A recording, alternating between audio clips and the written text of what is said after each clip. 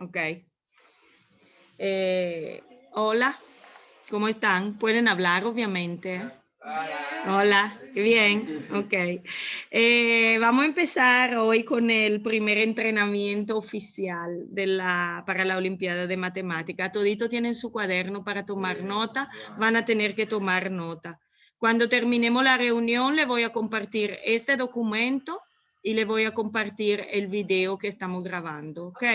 Para los que no pueden participar. Vamos a ver en qué modalidad estoy, ok. En dibujo, ok. Miren, lo primero que vamos a ver son las reglas y estrategias para los problemas de la Olimpiada de Matemática. Son reglas muy sencillas, pero que ustedes tienen que saber por qué las tienen que seguir. Hay algunos de ustedes que ya tienen algún problema con esta regla y tienen que practicarla absolutamente. No son reglas que ustedes la aplican si quieren o no quieren. Estas son reglas para sacar más puntos, para sacar más provecho de todo. La primera regla, esta es mía personal, no es de ningún libro de entrenamiento de Olimpiada. Es la regla más importante y dice: disfruten del proceso. Emocionarse al desarrollar un problema o al encontrar la solución es la evidencia que están disfrutando del proceso. Acostumbren la mente a recordar la emoción que tuvieron cuando encontraron soluciones a problemas difíciles o cuando dicen a los demás que están entrenando para las Olimpiadas de Matemática o cuando ganaron alguna competencia. ¿Cómo acostumbran la mente? Antes de empezar, por ejemplo, cada entrenamiento, ustedes se ponen allí a pensar en un día que de verdad se sintieron súper bien. Por ejemplo, cuando el año pasado ganaron la Olimpiada distritales, sí, de verdad se sintieron bien. ¿Por qué lo deben de hacer? Para que la mente se acostumbre a eso. Entonces, tenga una actitud positiva, porque recuerden que ustedes controlan su mente y son lo que dicen que hacer a la mente. ¿Ok? Eso le va a ayudar a enfrentar los problemas y a enfrentar el entrenamiento. Obviamente, si no están disfrutando del proceso, sálganse, porque deben de disfrutar, eso es lo básico. Mejor salirse que hacerlo más o menos, porque nadie está obligado. Vamos a ver ahora lo que dice aquí, justificaciones. Todo lo que hagan los alumnos debe ser justificado, si no es un dato del problema. ¿Qué significa eso? Los problemas, ustedes ven, le da informaciones. Si es una información que le da el problema, no la tienen que justificar. Cualquier otra afirmación que ustedes pongan en el desarrollo, la deben de justificar. Por ejemplo, si el problema le dice que tienen un triángulo y en alguna parte del problema ustedes quieren decir que quieren escribir que este es un triángulo isósceles, tienen que demostrarlo porque el problema no se lo está dando. Entonces ustedes tienen que haber llegado a tener dos ángulos iguales o dos lados iguales para que sea isósceles y tienen que aparecer allí, ¿ok? No supongan nada. Obviamente si usan teorema como el teorema de Pitágoras u otro lemas conocido, obviamente no lo tienen que demostrar. Es suficiente que ustedes digan, aplico el teorema de Pitágoras. ¿Ok? Si se inventan un proceso, deben de justificarlo. ¿Ok? Todas tus ideas. Conseguir punto en un problema no es nada difícil. Porque ya le he explicado muchas veces que aquí en República Dominicana la solución correcta es un punto y la mayoría de los puntos se lo dan para el desarrollo. Y si no llegan a la solución correcta, pero hacen bien el desarrollo, le dan más puntos que al revés, que haciendo la solución correcta al azar. Ok. No importa cuántas ideas ustedes tengan, no la borren, déjenla allí, déjenla allí. Escriban en lenguaje coloquial y en lenguaje matemático. Obviamente el lenguaje matemático, digamos como estamos en matemática, se ve más bonito, pero no es necesario. Si ustedes están pensando con su mente en lenguaje normal, coloquial, ustedes lo escriben lo que están pensando y no lo borran. Entonces, la regla 2 y la 3, mejor escribir más que menos y utilizar lenguaje coloquial y matemático los dos. Orden. Este punto es muy claro. Si bien pueden tener sus operaciones amontonadas en una hoja, es bueno tener otras hojas de redacción donde se escriba todo ordenadamente con el fin de comprenderlo. Recuerden que ustedes están en el proceso y entienden lo que escriben, pero lo que corrigen tienen que entender primero la letra que ustedes están poniendo y luego tratar de ponerse en su cabeza. Entonces, tiene que estar todo organizado de forma clara. Lo que les sugiero es que busquen más hojas posible.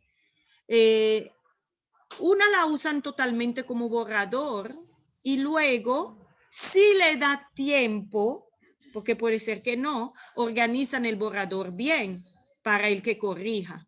¿Ok? Obviamente, si no le da tiempo, entonces le entregan el borrador. Pero el borrador no puede ser un disparate que no se entiende. De lo contrario, no le van a dar punto. Sería como la hoja normal, pero si tienen más tiempo, lo hacemos como más bonito.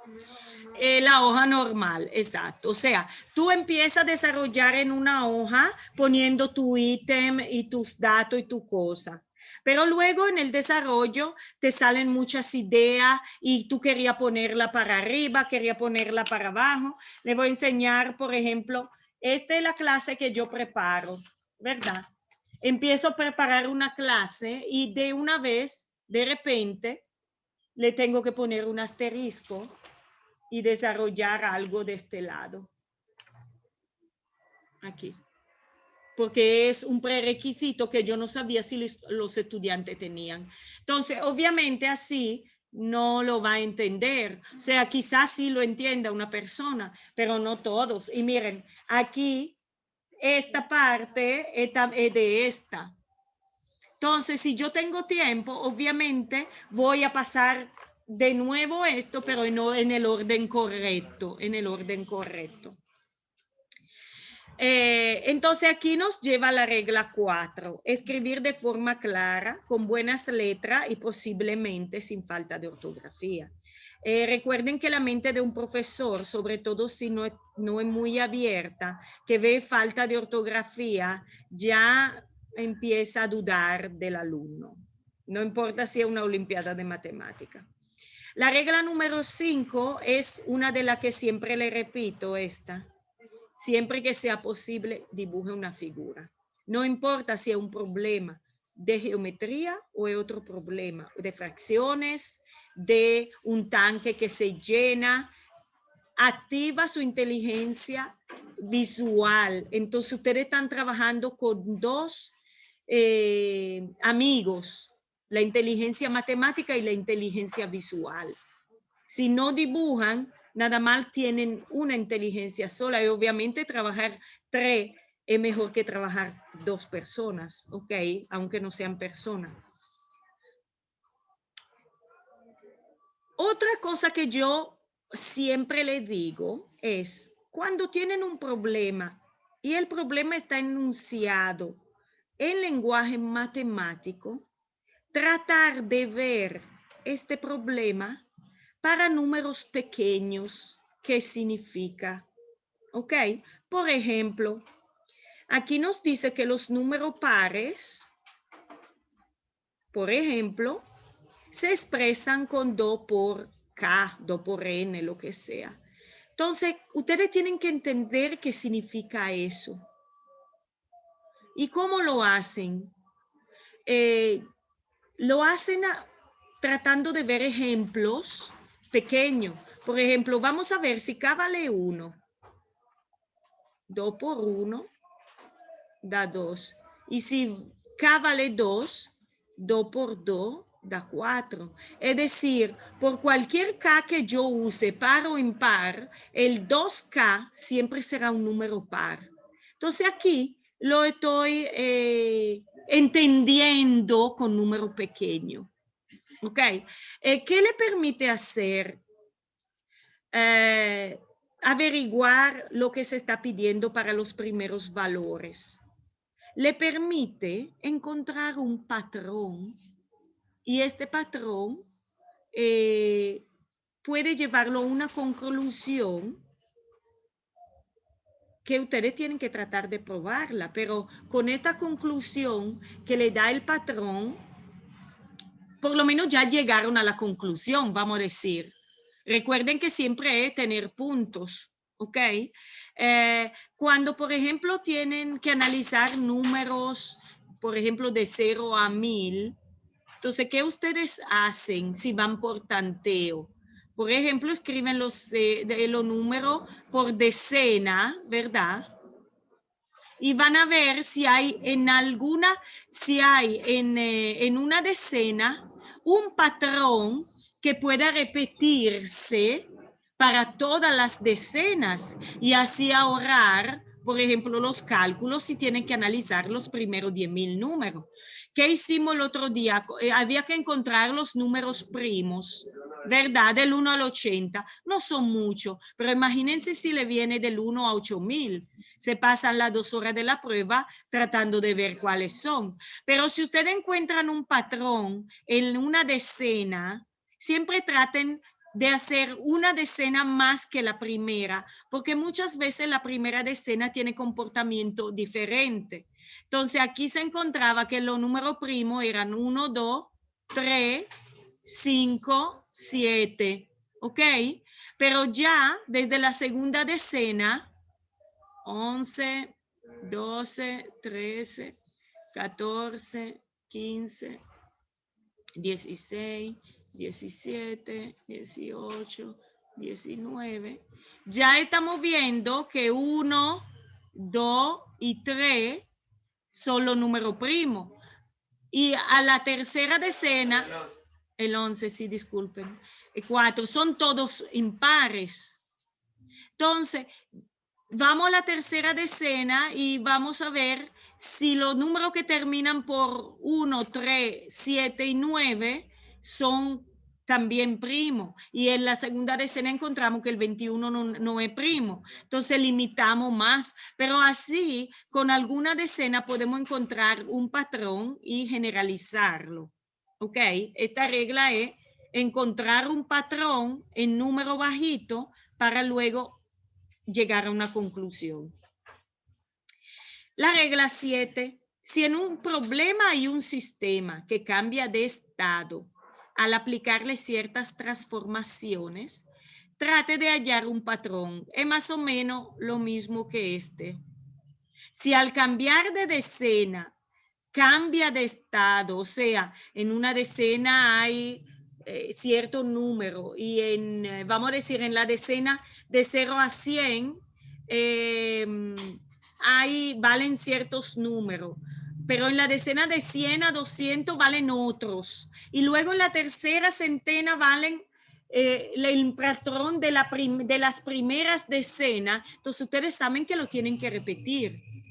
A veces valen patrones de decena para la centena pares y la centena impares. O sea, de 0 a 100 valen algunos patrones.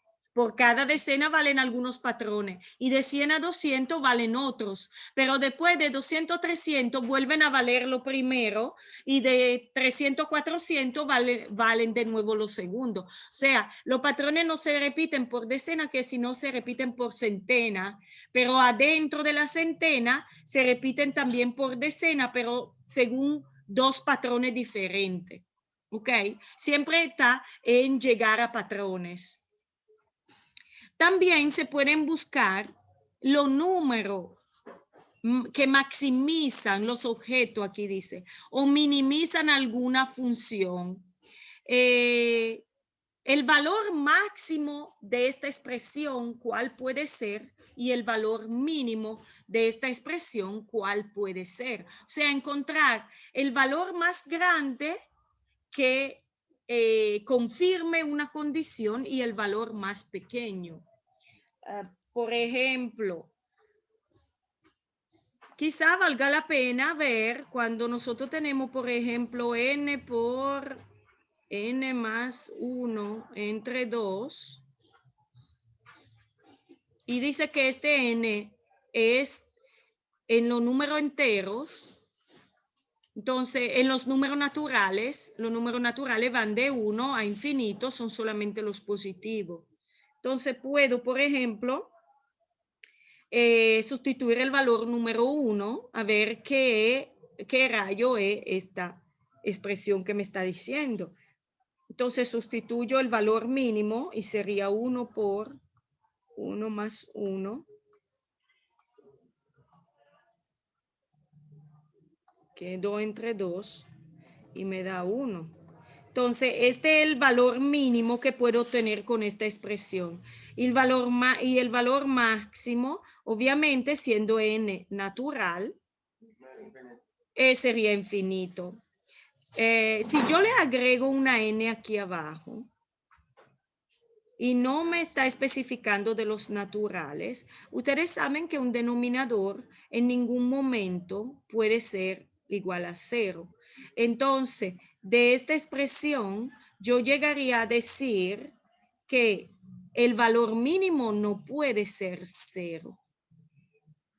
Puede ser 1, pero el 0 no, porque me pondría el denominador en 0 y entonces no existiría este tipo de escritura. ¿Ok?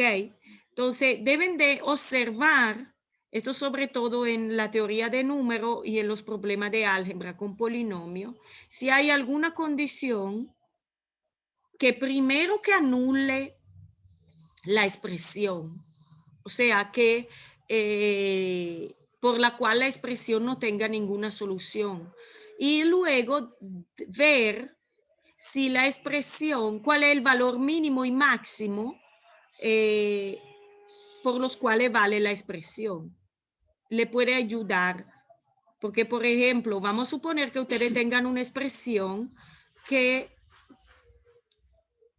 valga solamente para los primeros 10 números naturales. Ya están limitando el conjunto de valores y pueden solamente comprobar para los primeros 10 números, porque del 10 en adelante no vale. Entonces, eso le ayuda a saber el mínimo y el máximo valores de la expresión, le puede ayudar en el problema. Este canal es un canal de YouTube donde tiene muchos problemas de Olimpiada. Hay otras cosas, pero entre todas las cosas que hay problemas de Olimpiada, explicaciones de Olimpiada que le puede ayudar. Vamos a ver si lo podemos utilizar en el entrenamiento. Vamos a ver ahora un material que se utiliza de entrenamiento y es súper importante. Si me va a funcionar la impresora, le voy a imprimir una hoja por cada uno y se lo pegan allí detrás de su cama. Prácticamente estas son pistas para ustedes resolver problemas según el tipo de problema que tienen. Esta es la teoría de número. Cuando ustedes tienen cualquier problema de teoría de número, es decir, le habla de número primo, le habla de número en sí, no de polinomio, no de geometría, no de combinatoria, teoría de número pura, esos son los pasos que ustedes pueden seguir para tratar de resolver el problema. Lo primero, descomponer. Ya lo hemos hecho en el otro entrenamiento de la semana pasada. Acostúmbrense a descomponer, porque recuerden que cada número tiene una representación única.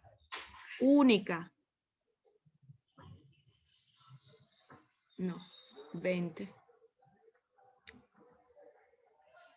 Una representación única. Única significa que no hay de otro tipo.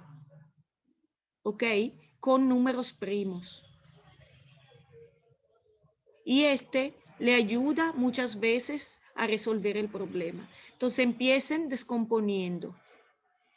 Si después no lo usan, no importa, no usan la descomposición, no importa. Pero la descompusieron y tienen algo escrito allí.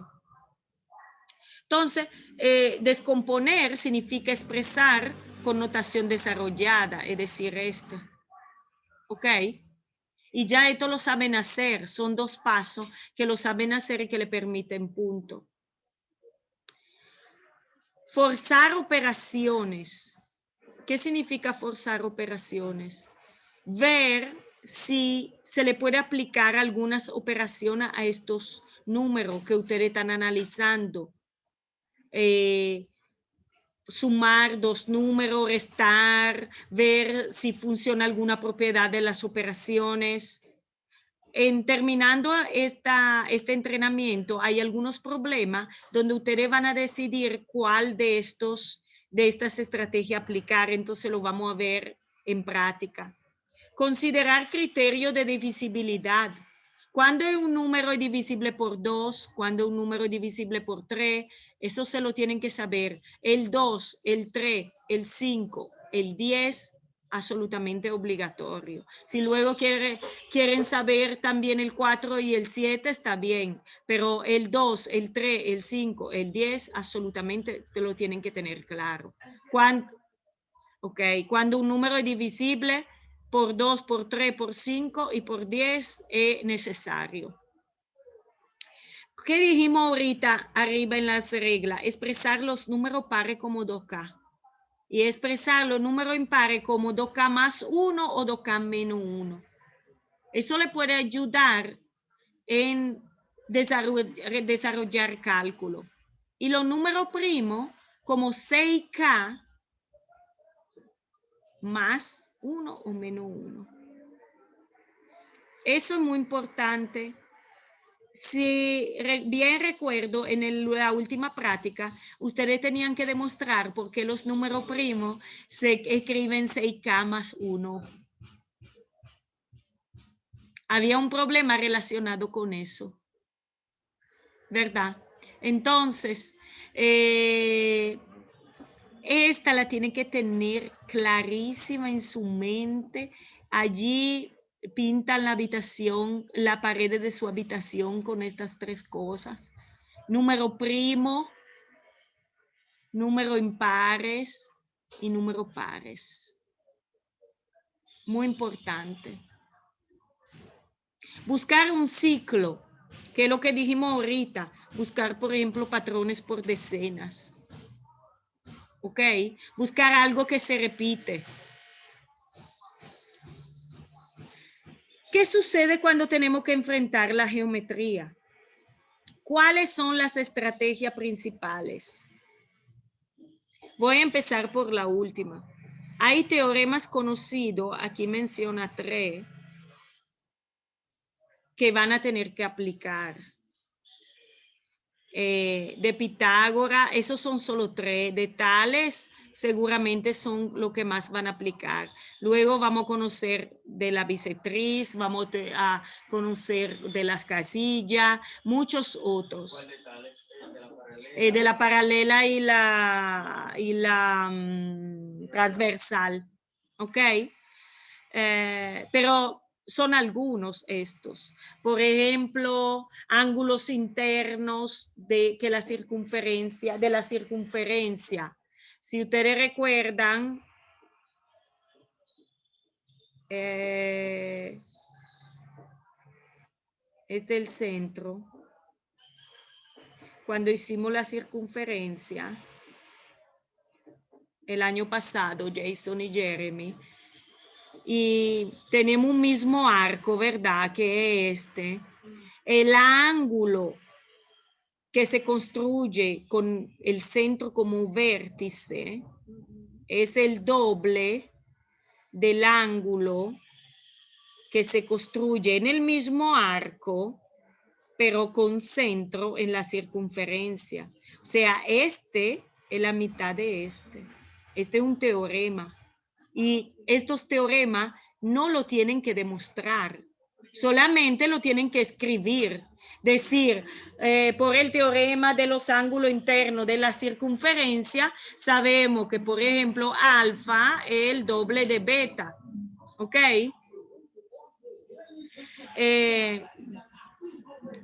Vamos a volver arriba a la primera.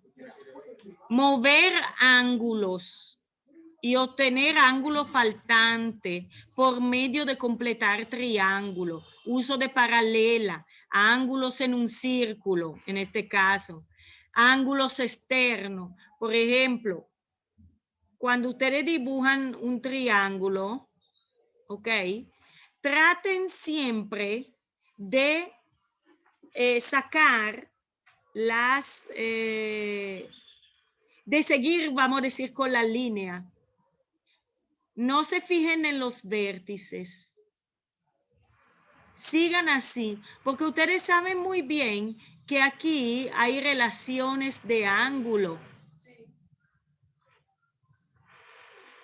Hay relaciones de ángulo que le pueden ayudar a entender el problema. Analicen ángulo, no se limiten solamente al triángulo, sino que pueden analizar ángulos, suma de ángulo interno y externo también, interiores y exteriores. ¿Ok? Siempre cuando dibujan una figura, traten de seguir con los lados. Quizá aquí no tenga ningún sentido, pero miren el trapecio. El trapecio es tales. ¿No ven que hay dos paralelas aquí y dos transversales? Entonces aquí, lo primero que uno piensa es aplicar tales. Siempre. ¿Ok? No se limiten a dibujar la figura. Pueden trazar paralelas perpendiculares en líneas notables. ¿Qué son las líneas notables? Son las bisectrices, las mediatrices. Hay teoremas que vamos a ver sobre el circuncentro, el ortocentro, por ejemplo, es el ángulo, el punto que se forma de la unión de las bisectrices. Tienen que saber qué es una bisectriz, una mediatriz, todo eso. ¿Cuál es? En un triángulo hay un centro que se forma si ustedes unen las alturas, o sea, trazan las tres alturas se encuentran en un punto y este punto tiene características especiales que le vamos a ver. Entonces no se limiten solamente, no limiten los dibujos solamente a lo que dice el problema. Busquen más cosas allí. Aquí le está diciendo considerar diferentes fórmulas de área de triángulo. Aquí lo vamos a ver cuando vamos a trabajar en geometría en los triángulos. Hay diferentes tipos, hay diferentes formas. En este caso, por ejemplo, con seno y con coseno. No lo dominan todito porque en quinto se supone que lo van a ver este año. Entonces no le pueden estar saliendo problemas con seno y con coseno. Pero hay otro tipo de expresar la fórmula del área del triángulo o de otra área, que eso sí la vamos a ver, sin seno y sin coseno. Lo más importante es geometría y dibujar. No pueden resolver un problema si no dibujan. En teoría de número también es bien dibujar. Combinatoria. En combinatoria la trabajan muy poco en la clase. ¿Por qué? Porque siempre el tema que viene con estadística y solo temas que se dejan por último, a veces no se van a ver. Entonces, la combinatoria siempre da problemas a los que participan en la Olimpiada. La combinatoria, por ejemplo, son los problemas de lógica. Hay, por ejemplo, chicos, un grupo de amigos, le da el grupo de amigos y le da los casos. Uno juega fútbol, el otro juega voleibol, pero no fútbol. En los casos de combinatoria es bien representar con conjunto. También es un tema que no se ha trabajado mucho, pero recuerden que de nuevo se dibuja y de nuevo puede darle claridad en ver un problema. El otro día Gaby y Jason tenían un problema de combinatoria, todo el mundo en el simulacro de la prueba que le puse. Entonces, a ustedes construir los conjuntos, tenían la solución de una vez, directamente. Y señores, el desarrollo. Vale como desarrollo. Entonces, cuando tienen combinatoria, tienen casos que se cruzan, utilicen la teoría de conjunto. Aquí le dice usar hasta colores diferentes, pero muchas veces en la Olimpiada tienen solamente un lápiz. Entonces, pueden usar, por ejemplo, línea, así, línea, lo que sea. Aquí dice considerar el peor de los casos. También, o sea, en lugar de ir a buscar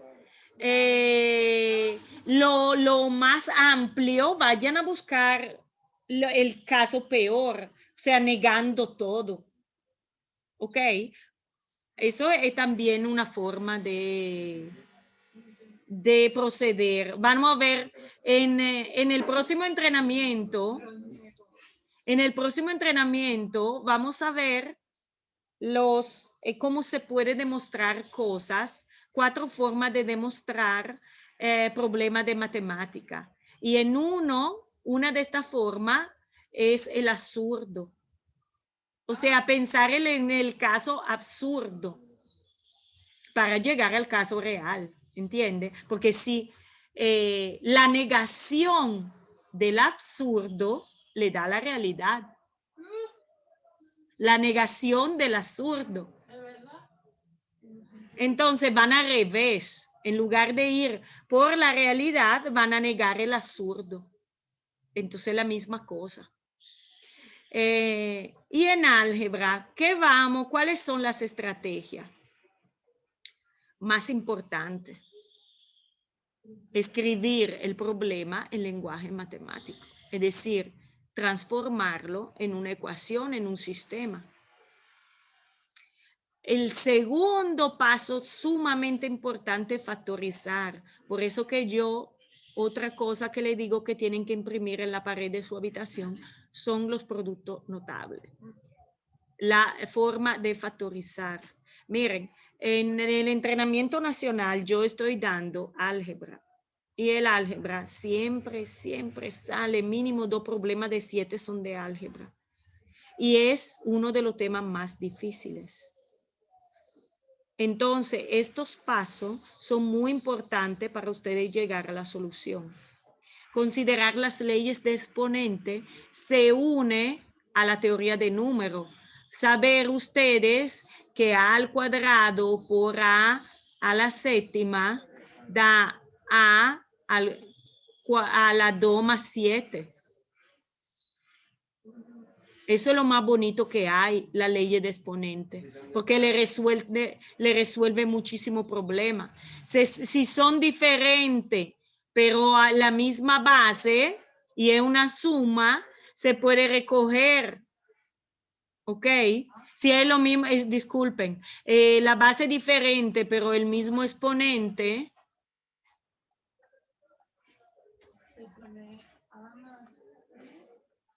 en este caso no vale con A más B, pero con números sí, ¿ok?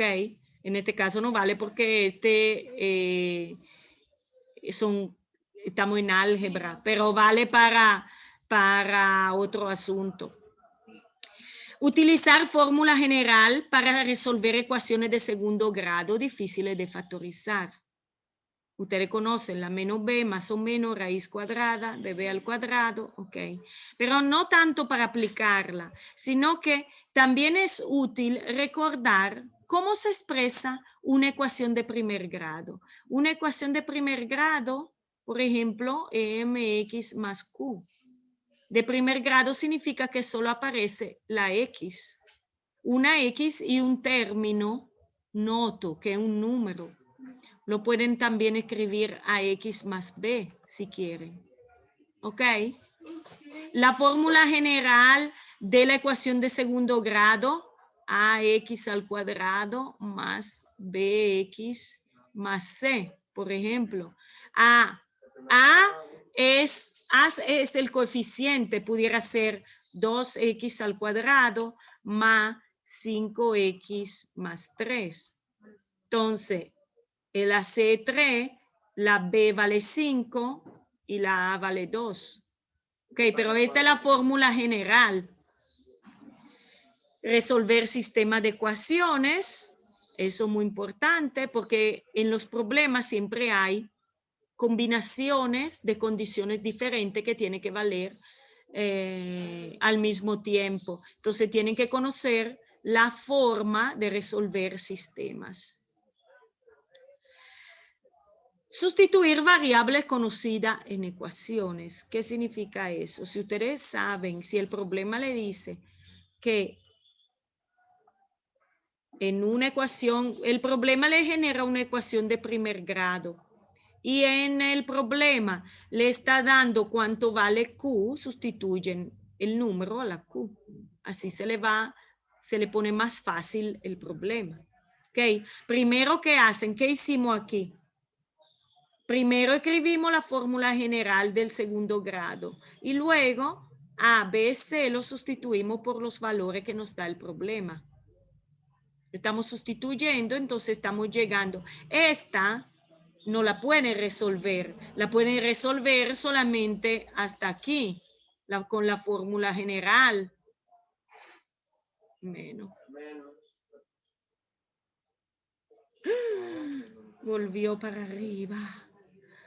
Bueno, menos 4AC entre 2A. Esta es la fórmula de las ecuaciones de segundo grado. Que siempre yo le digo, escriban cuánto vale A, B. ¿Para qué nos sirve en la vida esto? Hay muchas cosas que no sirven en la vida, pero uno las sabe. ¿Para qué? ¿Para qué te sirve en la vida pasar 20 horas viendo el celular? ¿Ok? Entonces, por eso, ¿cuál era la regla 1? Disfrutar el proceso. Si no lo disfrutas, te dije de una vez que te salga. Sigue disfrutando de las cosas que te gustan, punto. Eso lo hice con Lara. ¿Cuándo fue? En este cuadernillo. Déjeme terminar así. Este era lo último entre las, digamos, es como una introducción al entrenamiento, pero son cosas muy importantes a la hora de desarrollar la solución y de llegar a la solución. Entonces, vamos a dejar para el entrenamiento número 2 los tipos de demostraciones que ustedes pueden seguir. Y hoy cerramos aquí con las reglas y con las estrategias según el tema. Entonces nos vemos a la próxima.